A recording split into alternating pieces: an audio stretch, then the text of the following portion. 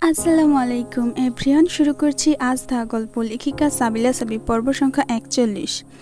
Jasper আপাতত ফিওনাকে তার সম্পদের অর্ধেক অংশ দেখিয়েছে মাত্র, কেবলমাত্র হালকা এক ঝলক। তারপর দুজনে বিলাসবহুল এক রেস্টুরেন্টে খাওয়া দাওয়া সেরে উঠে পড়ে গাড়িতে। পরবর্তী গন্তব্য তাদের একটি চাইনিজ শপিং মল, যেখানে ফিওনা কিনবে নিজের জন্য কিছু কমফোর্টেবল পোশাক। বেইজিং শহরের রাস্তাগুলো তখন স্নিগ্ধ বিকেলের আলোয় ভরে উঠেছে। আকাশে হালকা আভা, বাতাসে বসন্তের পরশ। পৃথিবীর সবচেয়ে দামি গাড়িটা ছুটে চলেছে শহরের ব্যস্ত রাস্তায়। গাড়িতে বসে বাইরের দৃশ্য দেখতে দেখতে ফিওনার কপালে ভাঁজ পড়ে। সে ধীরে ধীরে বলে ওঠে, আচ্ছা প্রিন্স, আমি সবগুলো অফিস ঘুরলাম, কিন্তু একটা জিনিস খুব নজরে পড়লো। তোমার অফিসে কোনো মেয়ে কর্মী নেই কেন? সব ছেলে কর্মী, একটাও মেয়ে নেই, এমনটা কেন? জ্যাসপার কিছুক্ষণ চুপ করে থাকে, তারপর হঠাৎ করে ব্রেকে হালকা চাপ দেয়। গাড়িটা থেমে যায়। তারপর চুপচাপ ফিওনার দিকে ঘুরে তাকায় সে। চোখে তীব্র এক স্মৃতি জেগে ওঠে।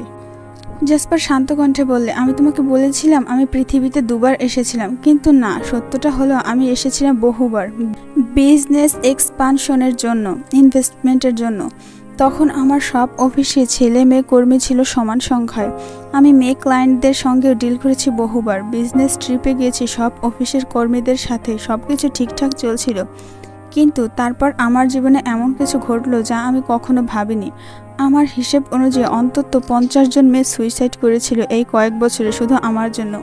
ফিওনা অবাক হয় না, সে শুধু শান্ত গলায় বলে, তারা আত্মহত্যা করেছিল মানে? পুরো ঘটনা খুলে বলো প্রিন্স। জ্যাসপার এক দৃষ্টিতে বাইরের দিকে তাকিয়ে থাকে কিছুক্ষণ। তারপর এক গভীর নিঃশ্বাস ফেলে জ্যাসপার তাকায় ফিওনার চোখে। সেই চোখে এক ধরনের বিস্ময়কর সৌন্দর্য মিশে আছে, যেন তার ভেতরে পুরো মহাকাশ ঘুরপাক খাচ্ছে। তারপর গভীর এক শ্বাস নিয়ে বলতে শুরু করে, তুমি জানো হামিংবার্ড, জ্যাসপার শুরু করলো নরম কণ্ঠে, আমি যখনই পৃথিবীতে এসেছি কখনো সরাসরি কারো চোখে চোখ রাখিনি। সবসময় মাস্ক, সানগ্লাস পরে থাকতাম।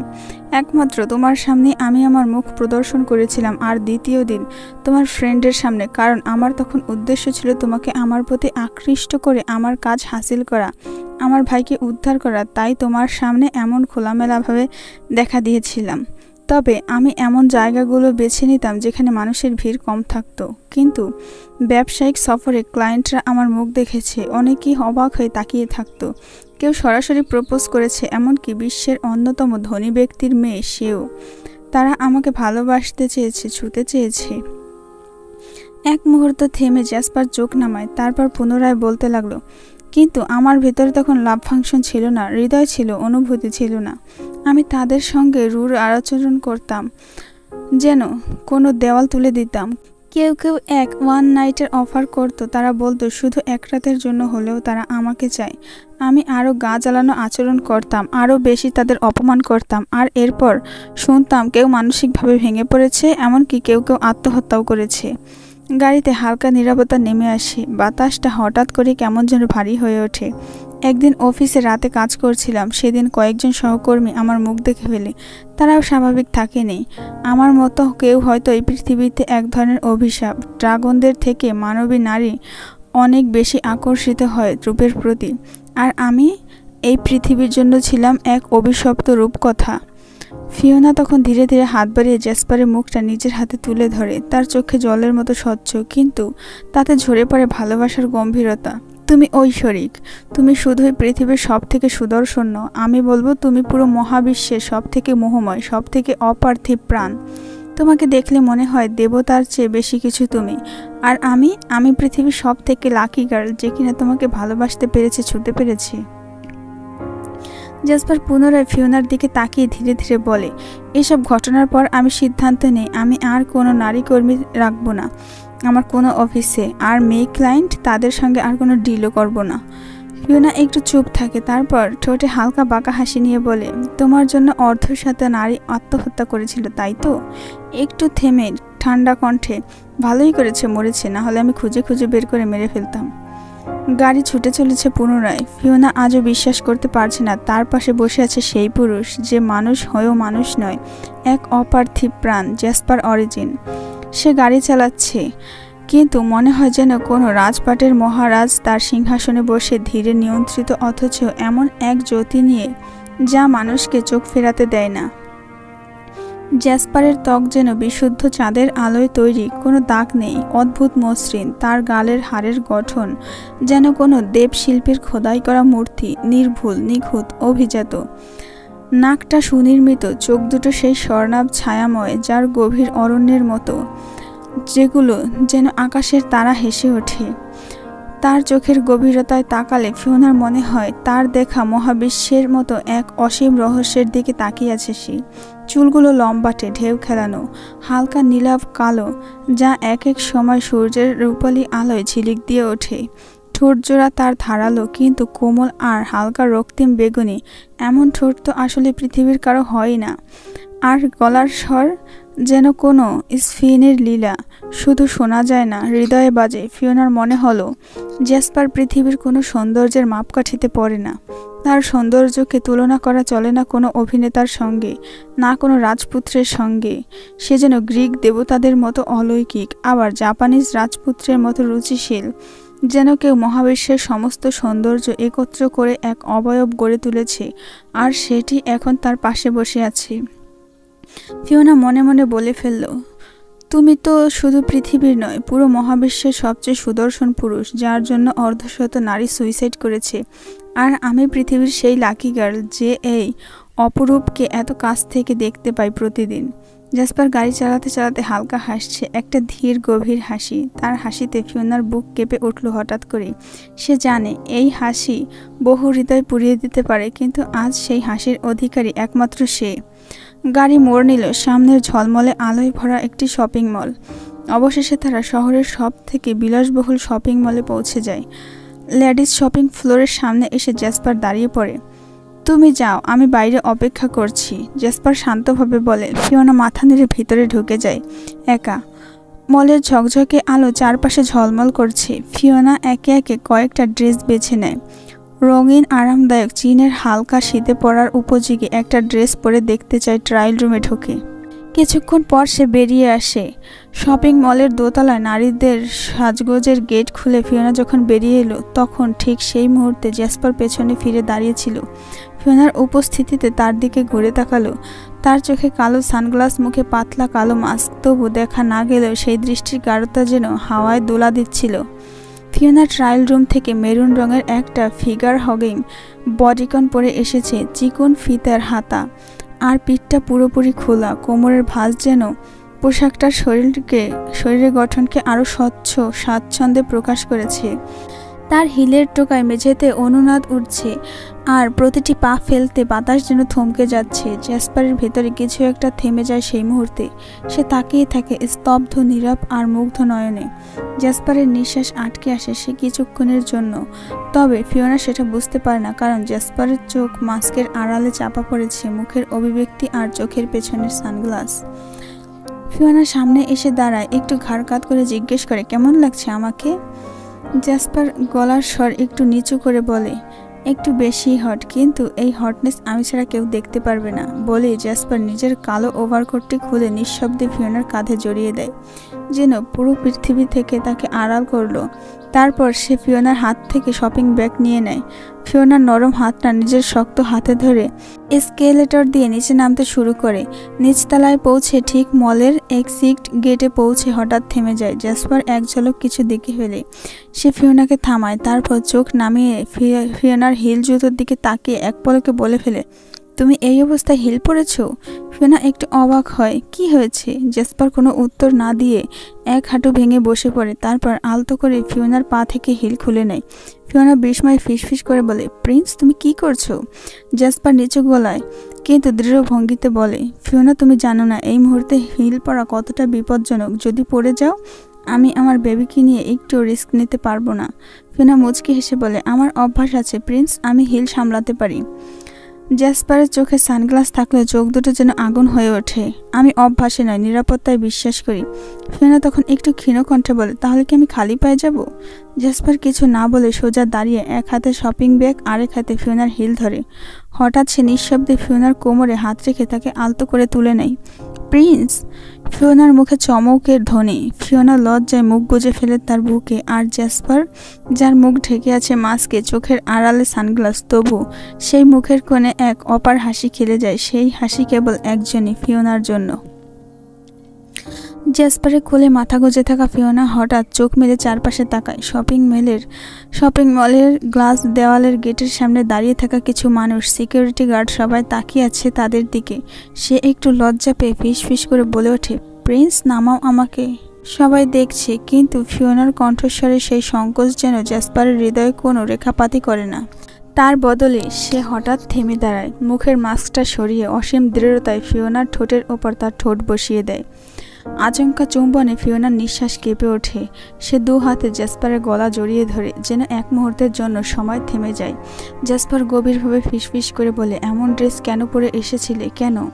এটা বলে পুনরায় কিস করতে করতে সে গেট পেরিয়ে রোলস রয়েলস বোটাটেল গাড়িটির দিকে এগিয়ে চলে, লোকজনের চোখের সামনে, অথচ তাদের দুজনের মাঝে যেন এক নির্জন মহাবিশ্ব তৈরি হয়। একসময় ফিওনা ঠোঁট সরিয়ে নিতে একটু ধাক্কা দিয়ে বলে, প্রিন্স, তুমি কি করছো? এটা কিস করার জায়গা না। জ্যাসপার থেমে দাঁড়ায়, একটুও নড়ে না। তার ঠোঁটে এক চঞ্চল সাহসী হাসি। কিস করতে প্লেস লাগে না, হামিংবার্ড। সে বলে ওঠে, শুধু লাগে দুজন প্রাণের নিউরন সিগন্যালিং, হালকা অ্যাড্রেনালিস রাশ, আর সবথেকে জরুরি অক্সিটোসিন। বাকি সবকিছু আমার শরীরে এখন ঠিকঠাক চলছে। জ্যাসপার কোনো কথা না বলে ফিওনাকে আঁকড়ে ধরে। তার কাঁধে মাথা রাখা ফিওনার কেশরাশি বাতাসে উড়তে থাকে নিঃশব্দে, কিন্তু এক গভীর অভিমানে সে ফিওনাকে কোলে নিয়ে গাড়ির দিকে এগিয়ে যায়। সামনের লোকেরা একটু কৌতূহলী হয়ে তাকালেও জ্যাসপারের চোখে সেই চিরচেনা ঠান্ডা আগুন, যা কাউকে ভয় পাইয়ে দিতে যথেষ্ট। ফিওনা বুঝতে পারে এই পুরুষকে কেউ থামাতে পারবে না। যে একবার ভালোবাসে, সে গোটা পৃথিবীকে পাশ কাটিয়ে শুধু তাকে রক্ষা করে। গাড়ির দরজা খুলে জ্যাসপার আদরের স্পর্শে ফিওনাকে গাড়ির ভিতরে বসিয়ে দেয়। তারপর নিজের ড্রাইভিং সিটে বসে স্টিয়ারিং ধরতেই রোলস রয়েলস বোটাটেল যেন বুলেটের গতিতে ছুটতে চলে। গাড়ির ভিতরে তখন এক গভীর নিস্তব্ধতা। ফিওনা জানালার পাশে বসে থাকে। তার গলায় থাকা হালকা সাদা পর্দার মতো তার স্কার্ফ উড়ছে। জ্যাসপার মাঝে মাঝে ফিওনার দিকে আর চোখে তাকায়। তার চোখের পেছনে মৃদু আলো যেন বলে উঠছে, তুমি আমার হামিংবার্ড, শুধু আমার। প্রায় আধ ঘন্টার মধ্যে তারা পৌঁছে যায় মিস্টার চেনসিংয়ের বাড়ির সামনে। সন্ধ্যার আলোয় চেনসিংয়ের বাড়ি যেন জ্বলজ্বল করছে কোনো এক মহাজাগতিক গবেষণার মতো। গাড়ি থামতেই জ্যাসপার সামনে এসে দরজা খুলে দাঁড়ায়। তার চোখের সানগ্লাস, মুখের সেই মাস্ক। তবু ফিওনা জানে এই মুখটা পৃথিবীর নয়, এটা মহাবিশ্বের সব থেকে রহস্যময়, সব থেকে আকর্ষণীয় সৌন্দর্যের নাম জ্যাসপার। চলো, সে বলে, তার কণ্ঠে অদ্ভুত কোমলতা। ফিওনা নিঃশব্দে হাত বাড়িয়ে দেয়। জ্যাসপার আবারও তাকে নিজের পাশে টেনে নেয়। এবার আর কোলে নয়, তবে এমনভাবে জড়িয়ে ধরে যেন এই পৃথিবীর সব থেকে মূল্যবান রত্নটি তার পাশে হাঁটছে। এলড্রা প্রাসাদের এক কোণে রাত্রির নীরব আলো ছড়াচ্ছে। ছাদের ওপারে ভেনাসের রূপালী জ্যোৎস্না ঠিক মতো পড়ছে গম্বুজের কাছে। সেই অপার্থিব সৌন্দর্যের মাঝখানে বসে আছে লিওঝান, চোখে এক অস্থিরতা। প্রাসাদের একটি ঝুলন্ত ব্যালকনিতে দাঁড়িয়ে অ্যাকোয়ারা। তার নীল রঙা চুল বাতাসে উড়ছে, আকাশি রঙা চোখে অন্যমনস্ক দৃষ্টি। লিওঝান ধীরে ধীরে তার পাশে এসে দাঁড়ায়। তুমি এখনো ভেবে চলেছ একু? তার গলা উদ্বিগ্ন। অ্যাকোয়ারা শান্ত গলায় উত্তর দেয়, জান, আমি পৃথিবীতে ফিরতে চাই না, এমন নয়, কিন্তু প্রিন্সের অনুমতি ছাড়া আমি এক কদমও এগোতে পারবো না। লিওঝান একটু অসহায় ভঙ্গিতে বলে, তুমি জানো তো জ্যাসপার এখন পৃথিবীতে আছে, কে জানে কবে ফিরবে, আমরা কি ততদিন অপেক্ষা করব? অ্যাকোয়ারা ধীরে ধীরে মুখ ঘুরিয়ে বলে, হ্যাঁ, কারণ এটা শুধু একটা অনুমতির ব্যাপার নয়, এটা আনুগত্যের প্রশ্ন। আমি প্রিন্সের সৈন্য, তার অধীনে থেকেছি চিরকাল। তিনি এখন পৃথিবীতে তার গুরুত্বপূর্ণ মিশনে রয়েছেন। তার অনুপস্থিতিতে আমি নিজের সিদ্ধান্ত নিজে নিতে পারবো না। লিওঝান কিছুক্ষণ নীরব থাকে, তারপর মাথা নিচু করে বলে, ঠিক আছে, আমি ততদিন এখানেই থাকবো যতদিন না তুমি আমার সঙ্গে পৃথিবীতে ফিরে যেতে রাজি হও। অ্যাকোয়ারা বিস্মিত চোখে তাকিয়ে থাকে। ঠোঁটের কোণে এক ফোঁটা মৃদু হাসি খেলে যায়, যদিও সেটা লিওঝান দেখতে পায় না। ভেনাসের আকাশে তখন দুটো নক্ষত্র পাশাপাশি জ্বলছে। অ্যাকোয়ারা ব্যালকনির কিনারায় দাঁড়িয়ে নিচের বাগানের দিকে তাকিয়েছিল। এলড্রা প্রাসাদের স্নিগ্ধ বাতাসে তার নীল চুল উড়ছিল ধীরে ধীরে, আর ভেনাসের আলো তার ত্বকে যেন জ্বলজ্বল করছিল রূপোর মতো। হঠাৎ পেছন থেকে দুটি হাত এসে জড়িয়ে ধরল তাকে। লিওঝান নিঃশব্দে তার কাছে এসে তাকে আগলে রেখেছে। অ্যাকোয়ারা প্রথমে একটু চমকে ওঠে ছোঁয়ার, তারপর স্বাভাবিক হয়ে গেল। লিও ঝান তার নাক তার চুলে ডুবিয়ে রাখে। সে ধীরে ধীরে নিঃশ্বাস নেয়। এক অদ্ভুত মিষ্টি ঘ্রাণ। না, এটা পৃথিবীর কোনো সুগন্ধ নয়, এটা ভেনাসের বাগানেও, এমনকি ভেনাসের বাগানেও এমন কিছু জন্মায় না।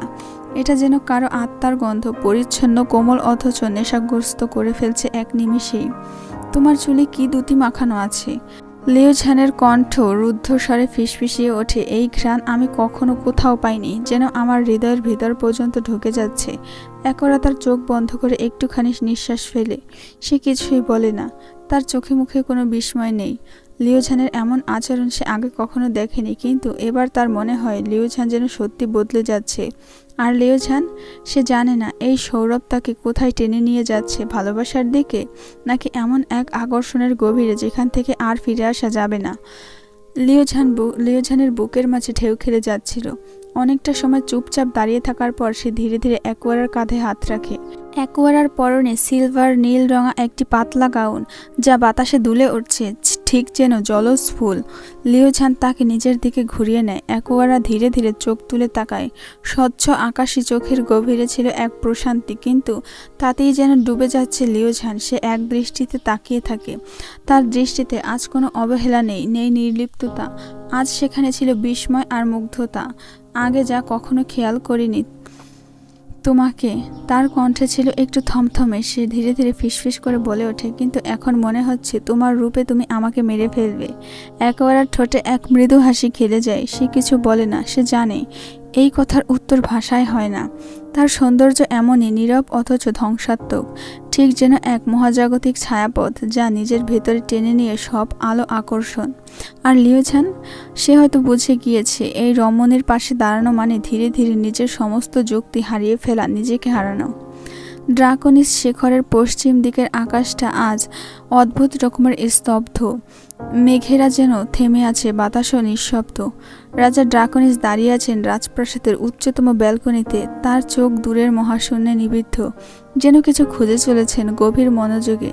হ্যাঁ, তিনি জানেন এথেরিয়ান কোথায় গিয়েছে, কিন্তু কোথায়? প্রাসাদ জুড়ে জাদুকরী সিগন্যাল পাঠানো হয়েছে। এলডর প্রযুক্তির মাধ্যমে তার অবস্থান খুঁজে পাওয়ার চেষ্টা চলছে। তবুও এথেরিয়ানের অস্তিত্ব কিছুতেই ধরা পড়ছে না। প্রবীণ ড্রাগন সৈন্যরা উদ্বিগ্ন, দাসদাসীদের মধ্যে গুঞ্জন শুরু হয়েছে। তবুও ড্রাকনিস স্থির। তিনি শুধু একবার ধীরে বলেন, সে এথেরিয়ান, সে আমার ছেলে। অকারণে নিজেকে হারিয়ে ফেলবে না আমার বিশ্বাস। কিন্তু সবার মতো স্থির থাকতে পারছে না সিলভা। এথেরিয়ানের সঙ্গে যোগাযোগ বিচ্ছিন্ন হয়ে যাওয়ার পর থেকে যেন প্রতিটি মুহূর্ত তার কাছে বিষাক্ত হয়ে উঠেছে। আকাশের দিকে তাকালে বুক ধরফর করে ওঠে। কোথায় গেল সে? কিছু না বলেই চলে গেল। প্রতিটি ঘন্টা যেন এক একটি যুগ। সিলভা কয়েকবার এথেরিয়ানের বন্ধুদের কাছে গিয়েছে, তার অবস্থান জানতে চেয়েছে, কিন্তু কোনো সদুত্তর পায়নি সে। নিজের ভেতরে পড়ছে, সিলভা জানে না কেন। তবে তার মন বলছে এথেরিয়ান গিয়েছে এমন কোনো স্থানে যেখানে গেলে ফেরাটা সহজ হয় না। ফ্লোরাস রাজপ্রাসাদের পূর্ব শাখায় আজ অদ্ভুত এক নীরবতা। প্রিন্সেস অ্যালিসার কক্ষ জুড়ে হালকা নীল আলো ছড়িয়ে আছে। জানালার পাশে বসে আছে সে নিষ্পলক দৃষ্টিতে বাইরে তাকিয়ে। মনে হচ্ছে তার চোখের পলকও যেন ফেলতে ভুলে গিয়েছে। রাজা জারেনের আদেশে অবশেষে সিদ্ধান্ত নেওয়া হয় অ্যালিসার মানসিক অবস্থার উন্নত একজন বিশেষজ্ঞ ডাকা হবে এবং সেই দায়িত্ব পড়ে ডক্টর অগনিসের হাতে। ডক্টর অগনিস একজন সাইকোনিউরাল থেরাপিস্ট, একই সাথে মহাজাগতিক মেমোরি মডিউলস বিশেষজ্ঞ। তবে তিনি শুধু একজন চিকিৎসক নন, বরং অতীত, স্মৃতি আর অন্তর্জগতের গভীরে পৌঁছে যাওয়া এক শক্তিমান নিরীক্ষক। যখন তিনি ফ্লোরাস প্রাসাদে প্রবেশ করেন, তার পরনে ছিল সাদা রূপালী ব্লেজার, চোখে হালকা নীল কন্ট্যাক্ট লেন্স এবং হাতে একটি স্মৃতি পঠন যন্ত্র। রাজা জারেন নিজে এসে ডক্টর অগনিসকে অ্যালিসার ঘরে নিয়ে যান। অ্যালিসা শুধু তাকিয়ে থাকে এক দৃষ্টিতে, কিন্তু ডক্টর অগনিস কোনো কথা বলেন না, শুধু এক ঝলক অ্যালিসার চোখের দিকে তাকিয়ে হালকা হাসেন। বেইজিং শহরের এক মনোরম সন্ধ্যা। জানালার বাইরে শহরের আলো জ্বলজ্বল করছে। দূরে হালকা কুয়াশার পর্দার মতোই ঠান্ডা বাতাস বইছে। শহরের হৃৎপিণ্ডে অবস্থিত মিস্টার চেন সিংয়ের অভিজাত বাংলোতে সেই সন্ধ্যাটা ছিল অন্যরকম। রোদ ফুরিয়ে যাওয়ার পর নরম আলো আর চায়ের সুগন্ধে ভরে উঠেছিল ড্রয়িং রুমটি। জ্যাসপার, ফিওনা, মিস্টার চেনসিং, আলবিরা ও থারিনিয়াস পাঁচজন একসাথে নরম সোফায় বসে হালকা হাসি আর গল্পে ডুবেছিল। ফিওনার হাত ধরা ছিল এক কাপ গরম কফি, তার চোখে ছিল প্রশান্তির ছোঁয়া। মাঝে মাঝে সে জানালার বাইরে তাকিয়ে বেইজিংয়ের আলোক উজ্জ্বল আকাশ দেখছিল। আড্ডার মাঝেই হঠাৎ করে ডোরবেল বেজে ওঠে। শঙ্খধ্বনির মতো সেই আওয়াজ ঘরের নীরবতা খানিকটা কেঁপে ওঠে। আলবিরা উঠে গিয়ে দরজা খুলে বাইরে দাঁড়িয়ে এক ডেলিভারি ম্যান, কাঁধে তার কালো ব্যাগ, হাতে একটি বড় পার্সেল। তার চোখ ক্লান্ত কিন্তু মুখে অদ্ভুত এক গম্ভীরতা। Mister Jasper origin? মৃদু স্বরে প্রশ্ন করে সে। জ্যাসপার চোখ মেলে এক মুহূর্ত তাকিয়ে থাকে, তারপর নিঃশব্দে এগিয়ে এসে সাইন করে পার্সেলটি গ্রহণ করে। পার্সেলটা ফিওনার দিকে বাড়িয়ে দিয়ে বলে, এটা তোমার জন্য হামিংবার্ড, তার ঠোঁটে রহস্যময় হাসি নিয়ে। ফিওনা কৌতূহল ভরে পার্সেলটা খুলে ফেলে। প্রথমে একটু ভেবেছিল কোনো বই বা পোশাক হবে, কিন্তু প্যাকেট খোলার পর ট্রান্সপারেন্ট একটি বক্সের সাথে পুরো ঘরটি যেন আলোকমালায় ঝলমল করে ওঠে। বক্সের ভেতরে রাখা ছিল একটি অভূতপূর্ব গোলাপ, একটি রেড ডায়মন্ড গোলাপ। গোলাপটি ছিল সম্পূর্ণ রত্নখচিত। তার পাপড়িগুলো তৈরি হয়েছিল বিভিন্ন শেডের রেড ডায়মন্ড দিয়ে। হালকা গোলাপি থেকে শুরু করে গাঢ় রক্তবর্ণ, প্রতিটি পাপড়ির প্রান্ত সোনার সুতোয় বাঁধানো, যেন সূর্যের আলোতে লাল আগুনের মতো জ্বলছিল। পাতাগুলো ছিল টুকটুকে সবুজ প্লাটিনামের তৈরি, আর ডাঁটাটি ছিল বিশুদ্ধ খাঁটি সোনার। ফুলের বুকে ঠিক মাঝখানে একটি ছোট্ট হৃদয় আকৃতির হীরা বসানো ছিল, যার প্রতিটি আলোয় আলাদা আলাদা রঙে ঝিলমিল করছে। সাথে থাকা কার্ডটিতে লেখা ছিল, for the one who bloomed in my dark galaxy, Jasper.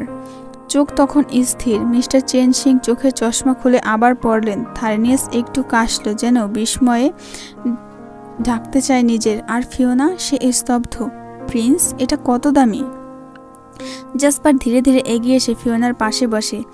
এই গোলাপটা আমি বিশেষভাবে তৈরি করেছি, রেড ডায়মন্ডকে কেটে সাজিয়ে জীবন্ত গোলাপের মতো করে গড়েছি। এর মূল্য মাত্র 280 কোটি টাকা, এবং প্লাস, কারণ এটার আসল মূল্য টাকার মাপে পরিমাপ হয় না। ফিওনার নিঃশ্বাস বন্ধ হয়ে আসলো। জীবনের অনেক উপহার পেয়েছে সে, কিন্তু এমন ভালোবাসা, এমন নীরব উচ্চারণে, এমন শিল্পকর্ম সৃষ্ট উপহার যা শব্দেরও ঊর্ধ্বে। জ্যাসপার হালকা হেসে বলে, তুমি আমার নক্ষত্র হামিংবার্ড। আমি চেয়েছিলাম এমন একটা গোলাপ বানাতে যা একদিনও বিবর্ণ হবে না, যেটা কোনোদিনও শুকিয়ে যাবে না, সারা জীবন চকচক করবে, ঠিক যেমন তুমি আমার হৃদয় সারা জীবন আলোকিত হয়ে থাকবে। সেই মুহূর্তে ফিওনার চোখে এক ফোঁটা জল গড়িয়ে পড়ে, কিন্তু সে হেসে ফেলে। এই গোলাপটা আমি কোথায় রাখবো প্রিন্স? জ্যাসপার উত্তর দিল, আমার হৃদয়ের মতো সব থেকে নিরাপদ জায়গায়। সবার চোখে বিস্ময়। চেনসিং একটু নিচু গলায় বলে উঠল, এটা তো একটা সম্পূর্ণ রাজকীয় উপহার। আলবিরা অবাক হয়ে বলল, এরকম রত্নে গড়া ফুল পৃথিবীর কোথাও আছে বলে তো শুনিনি। আর ফিওনা তখনও তাকিয়েছিল সেই গোলাপটার দিকে, যেটা এখন তার জীবনের সবচেয়ে দামি, সব থেকে আবেগভরা উপহার হয়ে থাকলো। রাত নেমে এসেছে শহরের গায়ে।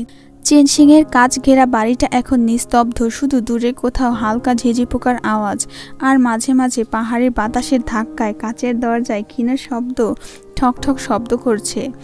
চাঁদের আলো ঘরের ভেতরটা স্নিগ্ধ হয়ে আছে। বাথরুমের দিকে দরজাটা একটু খুলে যায়। ফিওনা শাওয়ার শেষ করে ভেজা চুলে শরীরে টাওয়াল জড়ানো অবস্থায় বেরিয়ে আসে। টাওয়ালের সাদা কাপড়টা কোমরের নিচ পর্যন্ত ঝুলে আছে। তার ত্বকে এখনও জলের ফোঁটা ঝিকিমিকি করছে। জ্যাসপার তখনও আগের মতো শপিং মলের স্মৃতিতে আটকে আছে। সেই বডিকন ড্রেসে ফিওনার যেন ঠিক তার সীমাহীন ধৈর্যের পরীক্ষা নিচ্ছিল। এই মুহূর্তে ফিওনাকে এভাবে সামনে দেখে জ্যাসপারের দৃষ্টি স্থির হয়ে যায়। সে আর নিজেকে সামলে রাখতে পারে না। ধীরে ধীরে উঠে এসে ফিওনার কাছে দাঁড়ায়। ফিওনার চোখ মেলে জ্যাসপারের দিকে তাকায়। তার চোখে একরকম আগুন জ্বলছে, অথচ মুখটা শান্ত।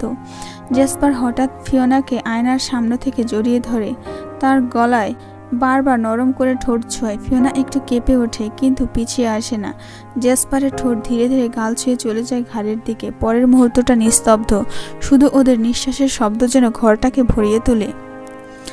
জ্যাসপার ধীরে ধীরে ফিওনাকে কোলে তুলে বিছানার দিকে এগিয়ে যায়। ফিওনা ওর কাঁধে মাথা রেখে চোখ বন্ধ করে ফেলে, যেন তার নিঃশ্বাসও জ্যাসপারের স্পর্শে মিশে আছে। বিছানায় পৌঁছে জ্যাসপার ফিওনাকে আলতো করে নামিয়ে দেয়। তারপর সে ওর পাশে শুয়ে পড়ে নিঃশব্দে ফিওনার মুখের দিকে তাকিয়ে থাকে কিছুক্ষণ, যেন এক জীবনের গল্প জমা হয়েছে ওই চোখ জোড়ায়। জ্যাসপার মাথা নিচু করে ফিওনার ঠোঁটে এক কোমল চুমু এঁকে দেয়। ফিওনা চোখ খুলে তাকায় ওর দিকে, কোনো প্রতিবাদ নেই, শুধু এক গভীর অনুভব। জ্যাসপার তখন তার ঠোঁট নামিয়ে আনে ফিওনার গলায়, সেখান থেকে ধীরে ধীরে বুকের কাছে। তার প্রতিটি স্পর্শে ফিওনার দেহ যেন কেঁপে ওঠে। জ্যাসপারের চোখে তখন একরকম উন্মাদনা, সে আর নিজেকে ধরে রাখতে পারে না। ফিওনার শরীর থেকে টাওয়ালটা খুলে ছুঁড়ে ফেলে দেয়। মুহূর্তেই তার নিঃশ্বাস গাঢ় হয়ে ওঠে, চোখ দুটো যেন আগুনের মতো জ্বলছে। কিন্তু ঠিক তখনই ফিওনা নিজের হাত জ্যাসপারের মুখে রেখে হালকা করে ঠেলে দেয়। প্রিন্স, তুমি ভুলে গিয়েছো? তার কণ্ঠে কোমলতা কিন্তু দৃঢ় স্পষ্ট। জ্যাসপার হঠাৎ থমকে যায়। ফিওনার কথাগুলো যেন বজ্রের মতো তার মাথায় পড়ে। মনে পড়ে যায় ফিওনা গর্ভবতী, তার শরীরে এখন আরেকটা প্রাণ বহন করছে। তার চোখে অস্বস্তি আর অপরাধবোধের ছায়া। সে এক ঝটকায় উঠে পড়ে, বিছানার পাশ থেকে চাদর তুলে নিয়ে ফিওনার শরীর জড়িয়ে দেয়। নিজের হাতগুলো কাঁপছে একটু। কোনো কথা না বলে সে মেঝেতে পড়ে থাকা ফিওনার টাওয়ালটা হাতে নিয়ে বাথরুমের দিকে চলে যায়। দরজাটা ভেতর থেকে বন্ধ করে দেয়। ঘরের মধ্যে তখন শুধু নীরবতা। ফিওনা চুপচাপ চোখ বন্ধ করে শুয়ে থাকে, জোরে জোরে নিঃশ্বাস নিচ্ছে। বাথরুমে ঢুকে জ্যাসপার দরজাটা বন্ধ করে দেয়, কিন্তু ভেতরে ঝড় থেমে নেই। ফিওনার ঘ্রাণ যেন এখনও ওর নাকে লাগছে। একটু আগে তার গায়ের ছোঁয়া, সেই ঠোঁটের স্বাদ, আর সব থেকে বেশি মাথায় বাজছে ফিওনার সেই বডিকন ড্রেসের দৃশ্য। প্রতিটা অনুভব যেন আগুন জ্বলে দিচ্ছে ওর রক্তে। হঠাৎ করে জ্যাসপার ফিওনার টাওয়ালটা চোখের সামনে ধরে। সেই টাওয়ালটা এখনও ফিওনার শরীরের ঘ্রাণে ভরপুর। সে নাকের কাছে এনে ধরে, আর ঠিক তখনই যেন তার মাথা আর শরীর দুই বিদ্রোহ করে বসে। ব্লাডি হেল! নিজের ভেতরে গর্জনটা চাপা দিতে পারে না সে। হঠাৎ করে বাথটবে গিয়ে বসে পড়ে, ঠান্ডা পানি ছেড়ে দেয় নিজের উপরে, যেন শরীরের উত্তাপটা কমতে পারে। কিন্তু পানি গায়ে পড়লেও উত্তেজনার জ্বালা থামে না। সে দুই হাতে মুখ ঢেকে রাখে, নিঃশ্বাস ক্রমেই ভারী হয়ে ওঠে। তার চোখে এখন অপরাধবোধের ছাপ। সে ফিওনাকে ভালোবাসে, কিন্তু তার শরীর, তার আকর্ষণ যেন বারবার নিজের সীমা ভাঙতে চাইছে। ঠান্ডা পানির ধারা জ্যাসপারের শরীর জুড়ে শিহরণ বয়ে দেয়, কিন্তু ভিতরের আগুন নিভছে না। ফিওনার সেই ঘ্রাণ, যেটা এখনও টাওয়ালের ভাঁজে লেগে আছে তার নাকের ঠিক সামনে। সে একবার চোখ বন্ধ করে এক মুহূর্তের জন্য ফিওনাকে যেন পুরোপুরি অনুভব করতে চায়। তার এক হাত তখনও শক্ত করে ধরে রাখা ফিওনার টাওয়াল, আর অন্য হাতটা নিজের অজান্তেই সরে যাচ্ছে শরীরের সবচেয়ে সংবেদনশীল জায়গার দিকে। নিঃশ্বাস ধীরে ধীরে ঘন হয়ে ওঠে। জ্যাসপার আর কিছু ভাবতে পারে না। এই মুহূর্তে কেবল ফিওনার শরীর, তার কোমলতা, তার মুখের সেই অসহায় চাউনি ভাসছে চোখের সামনে। সে নিজের শরীরের উপর একরকম অধিকার ফলাতে শুরু করে, নিঃশব্দে, নির্ভীকতে। ঠান্ডা পানির ধারা তার পিঠ বেয়ে পড়ছে, আর সামনে ফিওনার টাওয়ালটা যেন আগুন জ্বালিয়ে দিচ্ছে ওর রক্তে। এই মুহূর্তে জ্যাসপার জানে সে যা করছে তা শুধু শারীরিক মুক্তি নয়, এই ভালোবাসা, এই আকাঙ্ক্ষা, এই যন্ত্রণা, সব একসঙ্গে তার মন আর শক্তিকে গ্রাস করেছে। জ্যাসপার আর সহ্য করতে পারছে না। ফিওনার ঘ্রাণ, তার শরীরের ভেজা আভা, সেই নিষ্পাপ চাহনি, সব মিলে তার ভেতরটা ঝাঁপিয়ে পড়তে চাচ্ছে। কিন্তু সে জানে ফিওনা এখন একা নয়, তার শরীরের ভেতরে আরেকটা প্রাণ বেড়ে উঠছে, আর জ্যাসপার সেই প্রাণের দায়িত্বে আছে। সে দাঁতে দাঁত চেপে নিজেকে সামলাতে চায়, কিন্তু শরীর বিদ্রোহ করে বসে। তীব্র আকর্ষণ আর আবেগের ধাক্কা সে কাঁপতে থাকে। বাথটবের এক কোণে রাখা একটা ছোট ব্লেড জাতীয় ধাতব বস্তু হাতে তুলে নেয় সে। চোখ দুটো লালচে, ঠোঁট কামড়ে ধরে, আর এক মুহূর্ত অপেক্ষা না করে সে নিজের বাম হাতের তালুর ভেতরে গভীর একটা দাগ কাটে। এক ঝলকে রক্ত বেরিয়ে আসে। ব্যথায় তার শরীর শিউরে ওঠে, কিন্তু মনটা শান্ত হতে থাকে। রক্ত মিশে যায় ঠান্ডা পানির স্রোতে, সবুজ হয়ে ছড়িয়ে পড়ে বাথটবের স্বচ্ছ জল। সে নিঃশব্দে হু হু করে শ্বাস নেয়। ব্যথা যেন একমাত্র উপায় নিজেকে বাস্তবে ফেরানোর। চোখ খুলে দেখে ফিওনা এখনও জানে না সে কি করে ঝড় থামিয়ে দিল।